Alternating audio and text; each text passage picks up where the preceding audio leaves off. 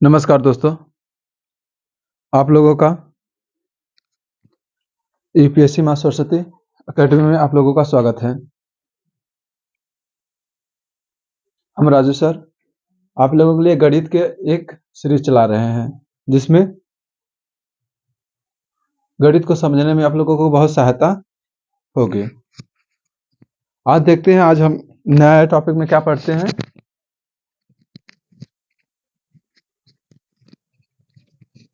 आज हम लोग का नया टॉपिक है आयत।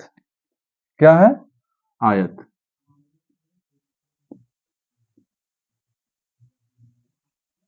आज हम लोग आयत के बारे में जानेंगे। आयत क्या होता है?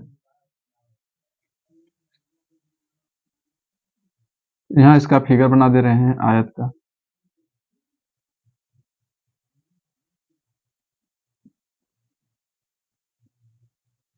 आयत ए बी सी डी, ये हमारा क्या हो गया? आयत। अच्छा, इसकी परिभाषा देख लें तो परिभाषा क्या होगा? अच्छा, इस आयत में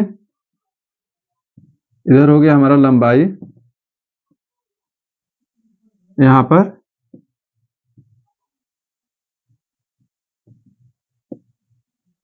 चौड़ाई। इसकी परिभाषा देखते हैं।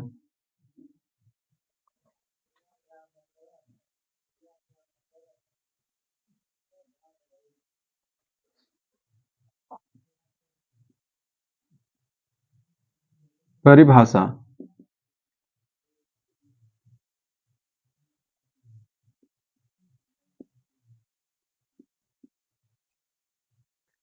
ऐसा चतुर्भुज। अच्छा, चतुर्भुज कैसा? चतुर्भुज क्या होता है? क्योंकि इसमें चार भुजाएं हैं।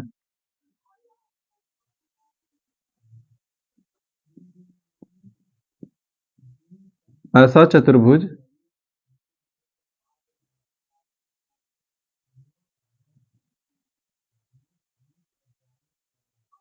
चतुर्भुज कौन सी भुजा है? ए बी सी डी, ये हमारा एक चतुर्भुज है। ऐसा चतुर्भुज जिसकी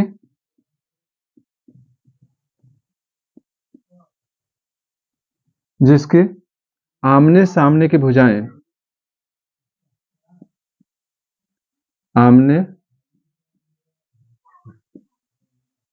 सामने की भुजाएं की भुजा बराबर हो। बराबर हो आयत कहलाता है।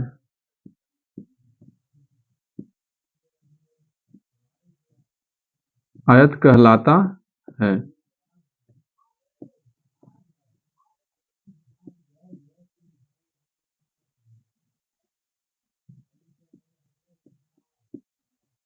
अच्छा ठीक है, इसको एक बार समझ लो। ऐसा चतुर्भुज ए बी सी डी जिसकी आमने सामने की भुजा बराबर हो आयत कहलाता है। अच्छा, इसमें चतुर्भुज, यहाँ चतुर्भुज क्यों आया है कि यहाँ इसमें कितनी भुजाएं? चार भुजाएं, ए बी सी डी, इसमें चार भुजाएं हैं। और इसके आमने सामने की भुजा कौन कौन सी है? ए बी के सामने भुजा, ए बी के सामने की भुजा डी सी। तो जो जितना इसकी लंबाई ए बी की लंबाई होगी उतना सी डी की लंबाई होगी। उसी प्रकार से जिसकी चौड़ाई है ए डी की चौड़ाई, जो ए डी होगा जितना होगा उतना बी सी भी होगा। तो इसमें यही बता रहे हैं कि आमने सामने की भुजा बराबर होगी। यहाँ पर हम देखते हैं कौन कौन सी भुजा बराबर होगी। ए बी भुजा बराबर होगी सी डी के या डी सी के, तो सी डी हम लिख दे रहे हैं। ए बी भुजा बराबर होगी सी डी के तथा ए डी भुजा बराबर होगी बी सी के। अच्छा, आयत हम समझ गए। अच्छा, आयत में क्या होता है? इसके जो चारों भुजाएं होती हैं वहां पे समकोण बनाता है, 90 अंश का कोण बनाता है।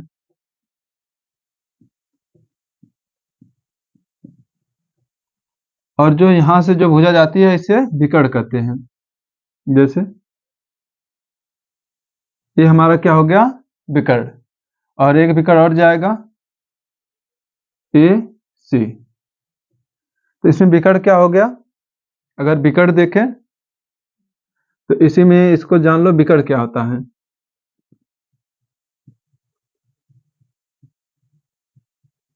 विकर्ण, विकर्ण का नाम अगर लेना हो तो ए सी विकर्ण होगा और बी डी विकर्ण होगा,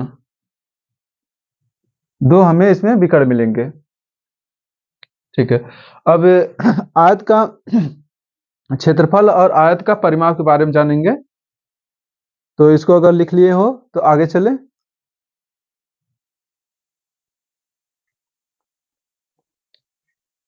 ठीक है, अब आयत का क्षेत्रफल के बारे में हम देखेंगे।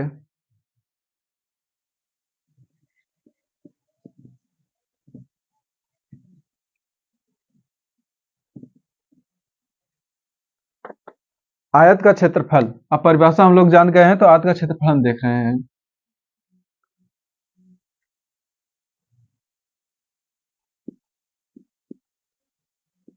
ये फार्मूला इसका है,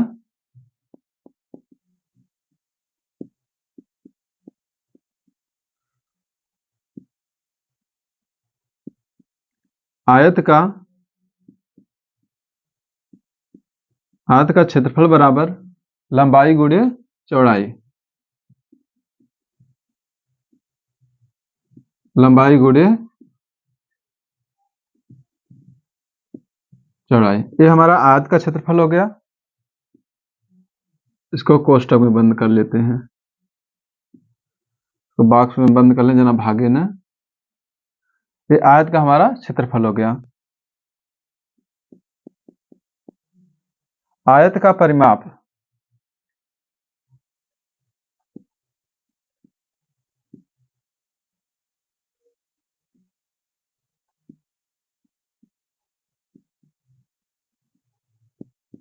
आयत का परिमाप। अब आयत का परिमाप का फार्मूला क्या होता है। अच्छा, अब यहां पर हम देखते हैं जो इसकी लंबाई है,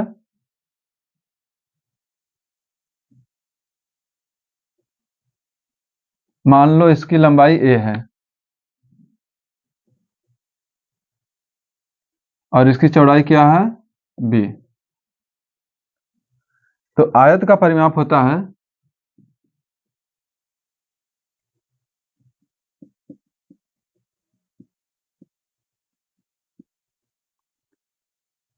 आयत का परिमाप होता है कि जो इसके चारों भुजाएं इसको जोड़ लो।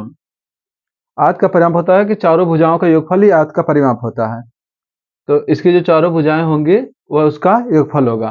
अगर देखो a और b की लंबाई अगर a मीटर है तो c और d की लंबाई भी a मीटर होगी, और a d की लंबाई अगर b मीटर है तो c b की लंबाई भी b मीटर होगी। तो जितना यह भुजा होगी उतना यह भी भुजा होगी, और जितना ये भुजा होगी उतना ये भुजा होगी।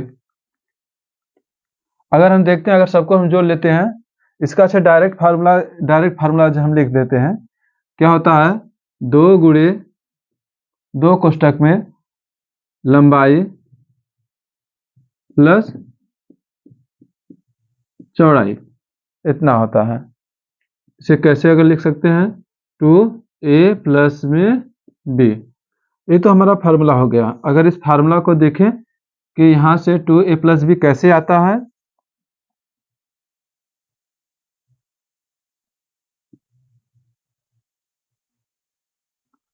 तो हमने क्या बोला कि परिमाप बराबर होता है कि चारों भुजाओं का जो योग होता है वही हमारा परिमाप होता है।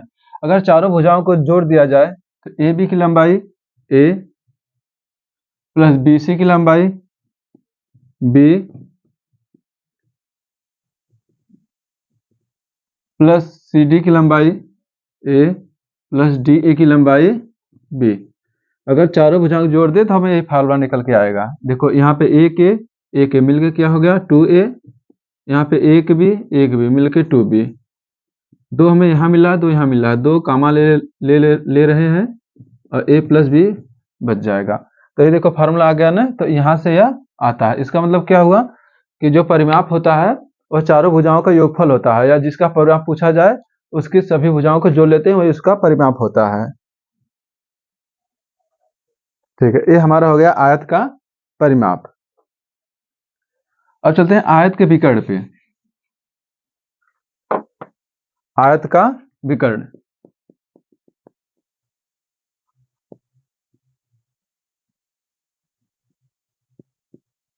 आयत का विकर्ण, आयत का विकर्ण क्या है? AC है ना। तो आयत का विकर्ण क्या होता है? अगर आयत का विकर्ण निकालना हो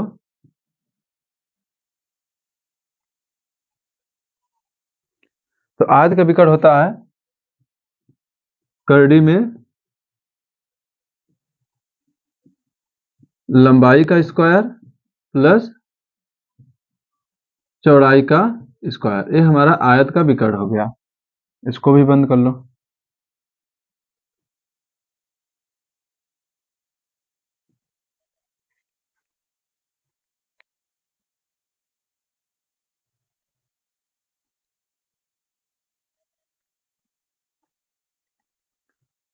अब इसका हमारा सभी फार्मूला हो गया है। या इसको ऐसे भी लिख सकते हो, विकर्ण का स्क्वायर बराबर लंबाई का स्क्वायर प्लस चौड़ाई का स्क्वायर। इसको ऐसे भी लिख सकते हो क्या? विकर्ण का स्क्वायर बराबर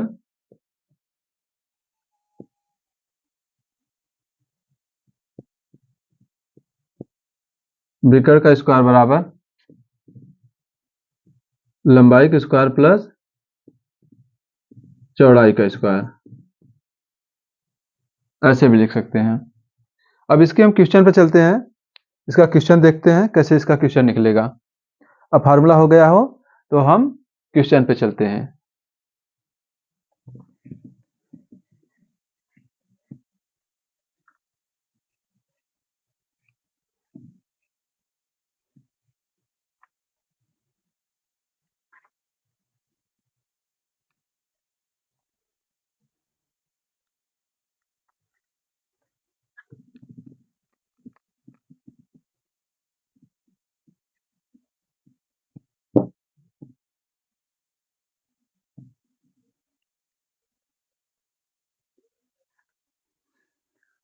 क्वेश्चन नंबर हमारा पहला है। क्वेश्चन नंबर फर्स्ट, एक आयत दिया गया है।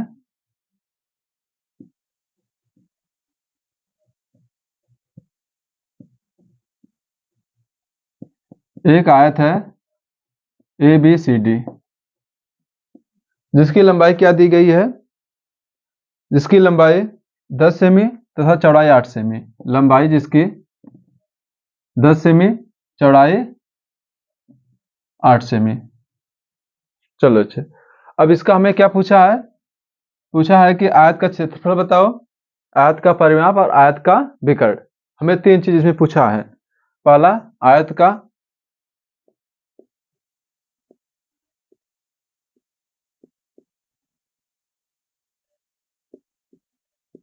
क्षेत्रफल बताना है। दूसरा आयत का विकर्ण, आयत का परिमाप।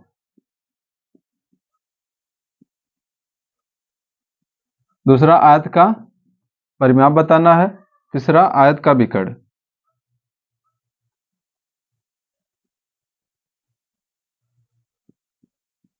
आयत का विकर्ण हमें बताना है।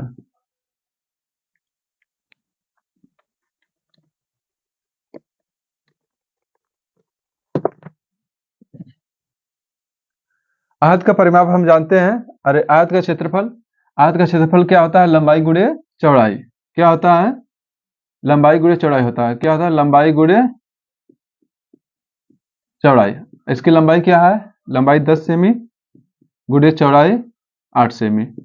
तो क्या हो जाएगा? 10 का गुणा अगर 8 में करेंगे, 10 का गुणा 8 में, तो 80 सेंटीमीटर स्क्वायर, सेमी स्क्वायर हो जाएगा।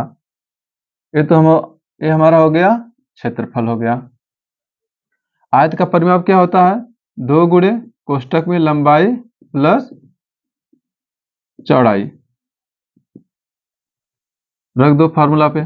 2 गुणे कोष्टक में लंबाई का 10 प्लस चौड़ाई का 8, 2 गुणे यहाँ पे 18 हो गया। यहाँ पे कोई चीज नहीं है इसके बीच में, तो यहाँ क्या होता है, गुणा होता है। तो 18 दूना 36, इसका क्या हो गया,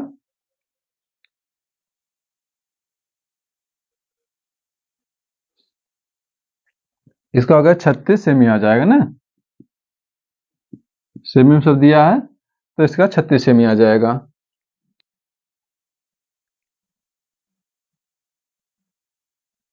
अब हमें क्या निकालना है, विकर्ण। अच्छा विकर्ण क्या होता है, चाहे यहाँ से ले लो चाहे यहाँ से ले लो, चाहे बी डी निकाल लो चाहे ए सी निकाल लो, तो वह विकर्ण होता है। तो हम लोग क्या निकाल रहे हैं, ए सी। ए सी जब निकालेंगे तो विकर्ण बराबर होता है, ये हमारा क्या है, विकर्ण। विकर्ण क्या हो जाएगा, विकर्ण बराबर करड़ी में लंबाई का स्क्वायर प्लस चौड़ाई का स्क्वायर। लंबाई का स्क्वायर क्या है, 10 का स्क्वायर, 10 का स्क्वायर प्लस 8 का स्क्वायर। तो करड़ी में लिख दे 100 प्लस 64, इसको अगर हम जोड़ दें कितना हो जाएगा,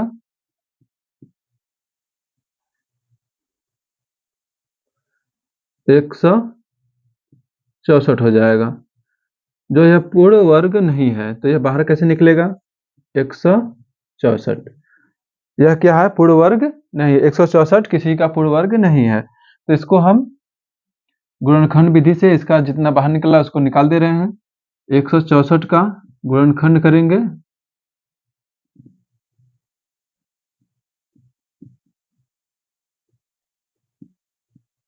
41 एक अभाज्य संख्या, 41 किसी से नहीं कटेगा तो एक बार जाए, 41 को 41 से काटेंगे, तो इसका गुणनखंड क्या हो जाएगा,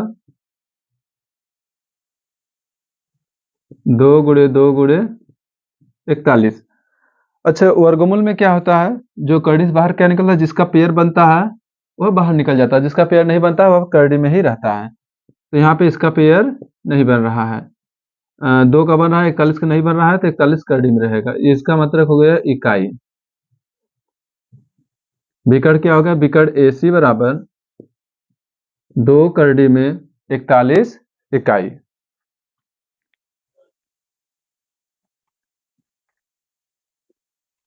ठीक है, उम्मीद करते हैं कि आप लोगों को समझ में आ रहा होगा। इसको अच्छा पूरा कर लीजिए। एक और क्वेश्चन लेते हैं, नेक्स्ट क्वेश्चन।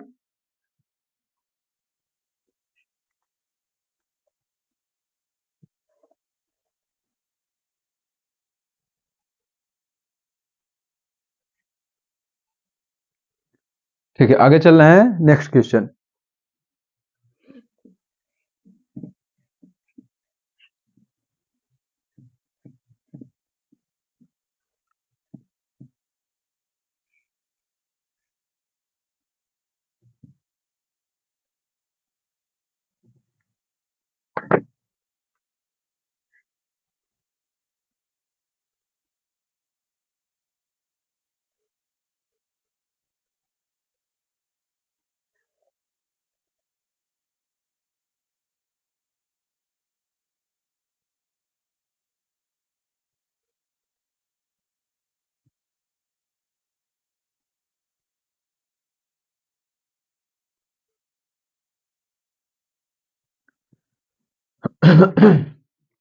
नेक्स्ट क्वेश्चन हम लेते हैं, क्वेश्चन नंबर 2। क्वेश्चन नंबर 2 हमारा क्या कर रहा है कि किसी आयत का परिमाप, किसी आयत का परिमाप 56 सेमी तथा लंबाई 15 सेमी है। आयत का क्षेत्रफल ज्ञात कीजिए। इसमें हमें दिया है, क्या क्या दिया है, सो एक आयत बना ही लेते हैं। ये हमारा हो गया आयत ए बी सी डी, ये हमारा क्या हो गया, आयत हो गया। इसमें दिया है आयत का परिमाप, आयत का परिमाप दिया है, दिया क्या है,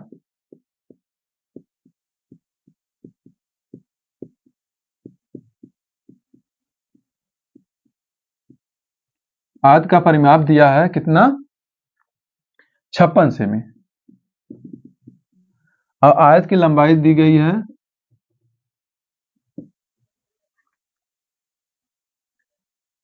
15 सेमी। इसमें पूछ रहा है आयत का क्षेत्रफल ज्ञात कीजिए। आयत का क्षेत्रफल पूछ रहा है, तो आयत का क्षेत्रफल निकालने के लिए हमें क्या जरूरी है, लंबाई चाहिए और चौड़ाई चाहिए। तो देखो चौड़ाई हम कैसे निकालते हैं, हम आयत का परिमाप जानते हैं। आयत का परिमाप का फार्मूला क्या होता है, 2 गुणे कोष्टक में लंबाई प्लस चौड़ाई। इसका परिमाप बराबर इतना, एक किसके बराबर हो जाएगा, 56 के बराबर, क्योंकि परिमाप फार्मूला इतना होता है, परिमाप को जब बराबर दिया जाता है परिमाप परिमाप के बराबर होगा। ठीक है, लंबाई यहाँ पे क्या दिया गया है, 15, यहाँ पर रख दो। चौड़ाई हमें यहाँ से निकालना है, 56 हो गया। यहाँ 2 इसमें गुणा है, इधर बराबर किधर जाएगा, क्या हो जाएगा, भाग हो जाएगा। तो यहाँ हमें क्या बच जाएगा, 15 प्लस चौड़ाई बराबर 56/2। कितना आ गया, 15 प्लस चौड़ाई बराबर 2 दूना 4, 2 8 16, 28 इतना आ गया। तो यहाँ से हम चौड़ाई निकाल लेंगे। चौड़ाई बराबर 28 माइनस 15, इसको घटा देंगे 3 1, 13 सेमी। चौड़ाई कितना आ गया हमारा, 13 सेमी। अब हमें निकालना क्या है, आयत का क्षेत्रफल निकाला। हमें पूछा क्वेश्चन में क्या है, आयत का क्षेत्रफल। तो हम यहाँ आयत का क्षेत्रफल निकाल दे रहे हैं इधर।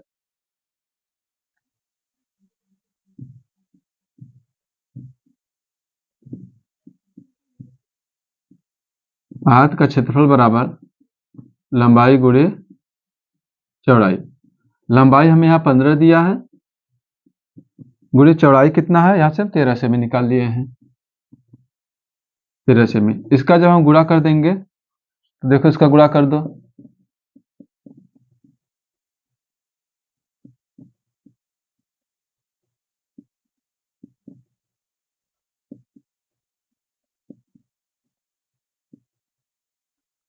इसका क्षेत्रफल क्या आ जाएगा, गुणा करने पे